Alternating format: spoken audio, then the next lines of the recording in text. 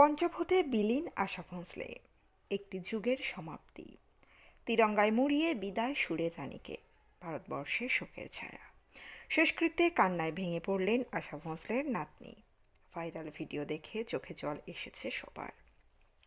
বিস্তারিত থাকছে এই প্রতিবেদনে। বন্ধুরা, চ্যানেলে নতুন হলে চ্যানেলটি সাবস্ক্রাইব করে রাখতে পারেন ও ভিডিওটি শেয়ার করতে পারেন। ভারত শেষবারের মতো তার সুরের সম্রাজ্ঞী আশা ভোঁসলেকে বিদায় জানিয়েছে। 92 বছর বয়সে তিনি শেষ নিঃশ্বাস ত্যাগ করেন। মুম্বাইয়ের বাসভবনে তার মরদেহ নিয়ে আসা হয় গতকাল। আর সেখানে শ্রদ্ধা জানাতে ভিড় জমিয়েছিলেন ক্রীড়া ও বিনোদন জগতের বিশিষ্ট ব্যক্তিরা। পূর্ণ রাষ্ট্রীয় মর্যাদায় তার শেষকৃত্য সম্পন্ন হয় শিবাজি পার্কে। সকাল থেকেই আশা ভোঁসলের মুম্বাইয়ের বাসভবনে ছিল শোকের মেলা। সেখানে সচিন তেন্ডুলকর থেকে শুরু করে অনেকে তাকে শেষ শ্রদ্ধা জানাতে এসেছিলেন। এদিন আশা ভোঁসলের মরদেহ ফুল দিয়ে সাজানো ছিল। তার নাতনি জনাই ভোঁসলের কান্না থামছিল না। আর সান্ত্বনা দিতে এগিয়ে আসেন জনপ্রিয় অভিনেত্রী তাব্বু। দীর্ঘ সময় ধরে জনাইয়ের পাশে দাঁড়িয়ে তাকে সান্ত্বনা দেন তাব্বু। এই কঠিন মুহূর্তে আশার পরিবারের পাশে দাঁড়িয়ে সমবেদনা জানাতে উপস্থিত ছিলেন অনেক বিশিষ্ট ব্যক্তি, যেমন সুরকার আর রহমান, অভিনেত্রী আশা পারেখ। ভারতীয় বিনোদন জগতের অনেক গুরুত্বপূর্ণ মানুষই এই শোকের মুহূর্তে পাশে ছিলেন। আশা ভোঁসলের শেষকৃত্য বিকাল 4টায় শিবাজি পার্কে সম্পন্ন হয়, যেখানে সেনাবাহিনী তার মরদেহকে জাতীয় পতাকায় মুড়িয়ে শ্রদ্ধা নিবেদন করেন।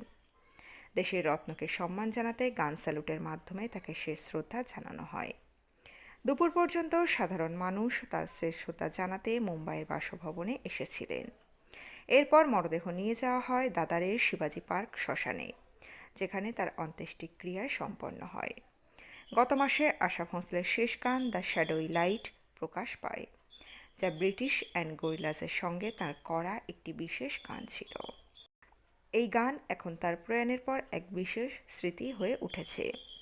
আশা ভোঁসলের প্রিয় গানের তালিকা দীর্ঘ, আর সেগুলো বিশ্বজুড়ে মানুষের হৃদয়ে সুরের আকাশ সৃষ্টি করবে।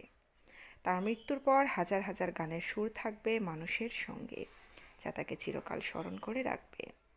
আশা ভোঁসলের প্রয়াণের খবরে পুরো বিশ্ব শোকাহত। বার্ধক্যজনিত অসুস্থতা এবং অঙ্গবিকল হওয়ায় রবিবার সকালে মুম্বাইয়ের ব্রিজ ক্যান্ডি হাসপাতালে তার মৃত্যু হয়। জীবনের শেষ সময়ে বারাণসী ভ্রমণের ছবি পোস্ট করে তিনি লিখেছিলেন, বারাণসী সফর এবং গঙ্গা নদীর তীরে ভ্রমণ করে আমি জীবনের প্রকৃত অর্থ বুঝতে পেরেছি। এই পোস্টে যেন তিনি কিছুটা বিদায় বেঁধে রেখেছিলেন। তার চলে যাওয়ার পর গান, সুর ও তার অবদান সবসময়ের জন্য অম্লান হয়ে থাকবে। বন্ধুরা, এই প্রতিবেদনে ছিল এতটুকুই। দ্রুত ফিরে আসবো এরকম নতুন কোনো প্রতিবেদন নিয়ে।